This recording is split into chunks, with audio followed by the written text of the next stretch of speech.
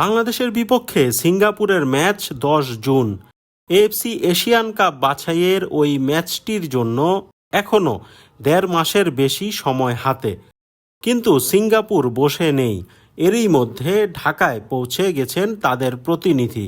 উদ্দেশ্য ঢাকার মাঠের অবস্থা জেনে নেওয়া। এবার একটু পেছনে তাকানো যাক। আপনাদের নিশ্চয়ই মনে আছে শিলংয়ে ভারত ম্যাচের কথা।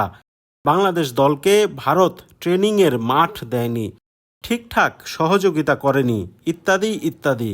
সব মিলিয়ে স্বাগতিক ভারতের বিপক্ষে ছিল অনেক অভিযোগ।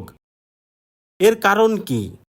কারণ হলো বাফুফের তরফ থেকেও কোনো গরজ ছিল না। থাকলে কাউকে আগে ভাগে শিলংয়ে পাঠিয়ে সব কিছুর খোঁজ খবর নিতে পারত। দেখে আসতো অতিথি দলের জন্য ভারত কী ব্যবস্থা করছে। এখানেই ফুটে ওঠে সাংগঠনিক পেশাদারিত্ব। এটা বাংলাদেশের না থাকলেও প্রতিদ্বন্দ্বীদের আছে ১৬ আনা। তাই সিঙ্গাপুর ম্যাচের ১.৫ মাস আগে তাদের ম্যানেজার হাজির ঢাকায়।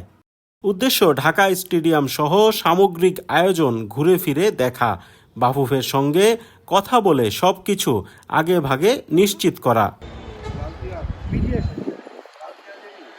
বাংলাদেশ সিঙ্গাপুর ম্যাচটি ১০ জুন হবে ঢাকা স্টেডিয়ামে।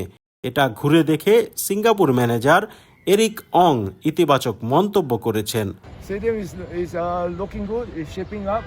I think I was just telling them we are very honored that potentially we are going to be the first game to be played at this new stadium on the 10th of June. Really looking forward to it. লম্বা সময় ধরে এই স্টেডিয়ামের সংস্কার চলছে। গ্যালারিতে নতুন chair বসানো হয়েছে, নতুন ফ্লাডলাইট লাগানো হয়েছে।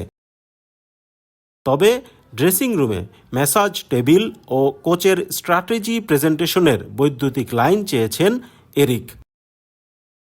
তবে সিঙ্গাপুর ও বাংলাদেশের স্টেডিয়ামের তুলনায় যেতে চাননি এরিক। তিনি বেশি গুরুত্ব দিচ্ছেন খেলার মাঠকে। I think it's not fair to compare, but I can see that there's a lot of the facilities here is on a different scale. It's on a different scale, but I think the most important thing is the pitch. I think you're going to have a good pitch that both teams will look forward to play a good game of football. এ সময় Singapore ম্যানেজারের সঙ্গে ছিলেন বাফুফের সদস্য সাইদ হাসান কানন। বাংলাদেশ ফুটবলের এই সাবেক তারকার মনে হয়েছে সব দেখে খুশি হয়েছেন এরিক অং। যে এখনো কিন্তু কমপ্লিট হয়নি। জাস্ট বিফোর ফার্স্ট মেতে আমরা যখন হ্যান্ডওভার নিব তখন আরও কাজ শেষ হয়ে যাবে অলমোস্ট। ও বলছে এটা অনগোয়িং অবস্থায় আছে। আমরা আশা করিও 10 তারিখে ম্যাচের আগে মাঠ রেডি করবে এবং হি ইজ অলমোস্ট হ্যাপি। যা দেখাইছি হি ইজ হ্যাপি। আমাদের dressing room he is almost happy. নিচে বসার জায়গা সব কিছুই হ্যাপি। মাঠ, গ্রাউন্ড, এনভায়রনমেন্ট সব কিছুতেই ও হ্যাপি।